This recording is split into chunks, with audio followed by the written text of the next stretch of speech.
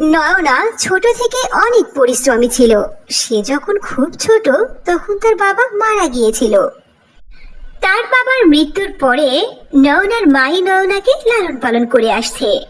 কিন্তু ইদানিং নয়নার মায়ের শরীর খুবই খারাপ, সে ঠিক মতো চলাফেরাও করতে পারছে না।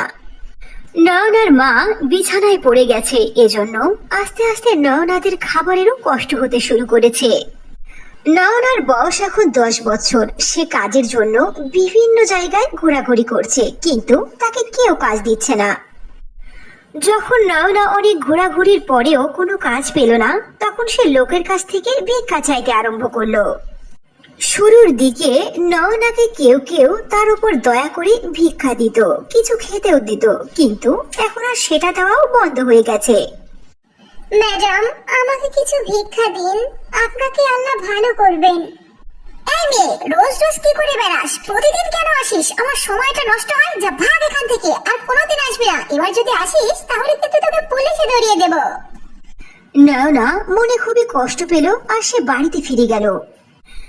একদিন নয়না ভিক্ষা করতে বের হলো। সে সারাটা দিন ভিক্ষা করার পরেও কিছুই পেল না। সে মনে দুঃখ নিয়ে বাড়ি ফিরছিল আর বলছিল, আর সারাটা দিন মানুষের দ্বারে দ্বারে ঘুরে বেড়ালাম, কিন্তু কেউ একটি টাকাও দিল না। আজ বাড়িতে কি রান্না করব? আমার অসুস্থ মাকে কি খেতে দেব? হঠাৎ করে নয়নার চোখ পড়ল একজন জাদুকরণের দিকে। আরে, এই মানুষটা আবার কে? এনাকে তো এখানে একদিনও দেখিনি। এই পোশাক আশাক দেখে মনে হচ্ছে অনেক ধনী মানুষ হবে। যাই, আমি ওনার কাছে গিয়ে ভিক্ষা চাই, মনে হয় আমাকে কিছু দিতে পারে। আল্লাহর নামে কিছু আমাকে দান করুন, আল্লাহ আপনার ভালো করবেন। প্লিজ কিছু ভিক্ষা দিন না আমাকে। নয়নার কথা শুনে ওই জাদুকরণীর মনে নয়নার প্রতি মায়া আসলো। শোনো মেয়ে, আমার কাছে তো কোনো টাকা নেই তোমাকে দেওয়ার মতো, তবে আমি তোমাকে খাবার দিতে পারি। চলো আমার ঘরে, আমার সাথে চলো। জাদুকরণী নয়নাকে ঘরের মধ্যে নিয়ে গেল আর তাকে অনেক ধরনের ফল ও খাবার খেতে দিল। এই যে মেয়ে, খাবার নাও, এগুলো এখানে বসে খাও। আপনাকে অনেক অনেক ধন্যবাদ। মানুষ তো আমাকে ধমক দিয়ে তাড়িয়ে দেয়, আর কে তো আমার পাশে পাশে কিছু খেতে দেয়, কিন্তু আপনি অনেক ভালো। আপনি আমাকে এত কিছু খেতে দিয়েছেন, আপনার কৃতজ্ঞতা শেষ করতে পারবো না বলে। এ কথা বলে নয়না সবগুলো খাবার সেখান থেকে নিয়ে বাড়ি চলে গেল। আরে, আমি এই মেয়েটিকে দিলাম খাবার জন্য, ও না খেয়ে খাবার নিয়ে কোথায় চলে গেল? জাদুকরণী এ কথা বলে আবারও সে তার কাজে লেগে গেল। ওদিকে নয়না খাবার নিয়ে তার বাড়িতে পৌঁছে গেল আর তার মাকে খেতে দিল। মা, দেখো কত সুস্বাদু খাবার এনেছি আজকে তোমার জন্য। আজকে খুব ভালো মনের একটা মানুষ আমাকে এতগুলো খাবার দিয়েছে। মা, যদি আমার শরীরটা ভালো থাকতো তাহলে আমার জন্য তোকে আর কষ্ট করে এসব করতে হতো না। উফ মা, এসব ছাড়ো তো, তোমার এখন বিশ্রামের প্রয়োজন। খাবার খেয়ে ঘুমিয়ে যাবে। এরপর থেকে নয়না প্রতিদিনই ওই জাদুকরণীর বাড়িতে যেত। জাদুকরণী কিছু না কিছু খাবার জিনিস নয়নাকে দিত, আর নয়না জাদুকরণীর দেওয়া সবগুলো খাবারই নিয়ে প্রতিদিনই বাড়িতে চলে আসতো। এভাবে প্রায় কিছুদিন কেটে গেল। একদিন জাদুকরণী নয়নাকে বলল, আজকে আমি তোমার জন্য নিজের হাতে পায়েস রান্না করেছি।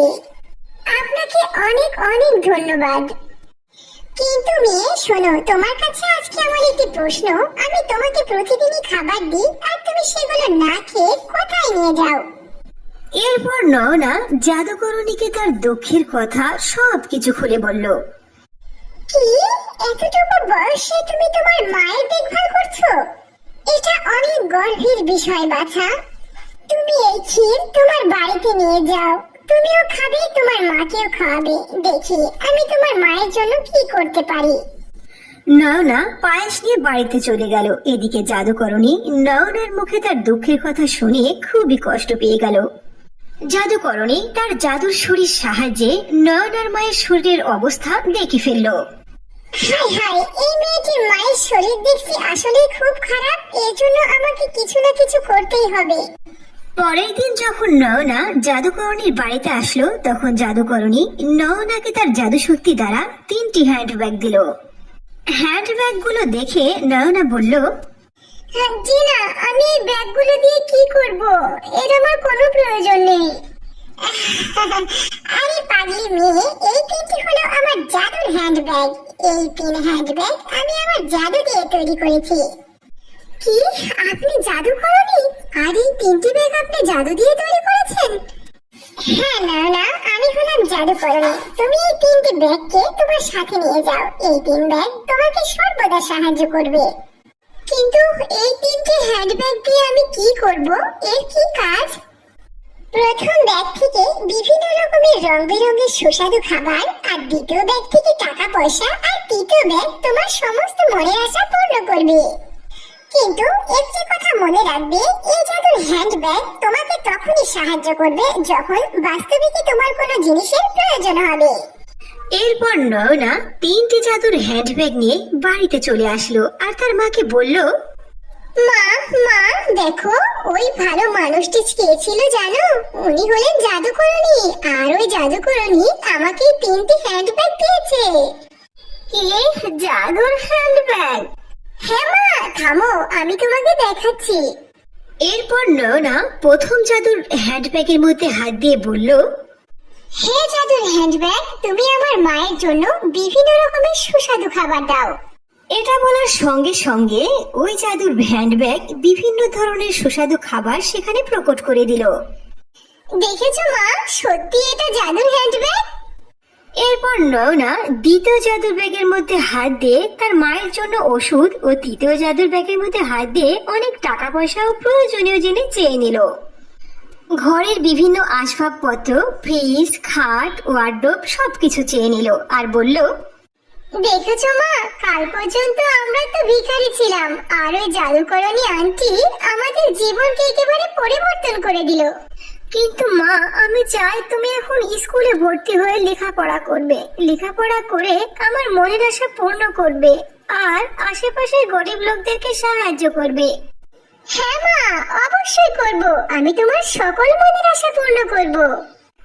এরপর থেকে নয়না ও তার মা জাদুর 3 হ্যান্ডব্যাগের মাধ্যমে সুখে শান্তিতে তাদের জীবন কাটাতে লাগলো।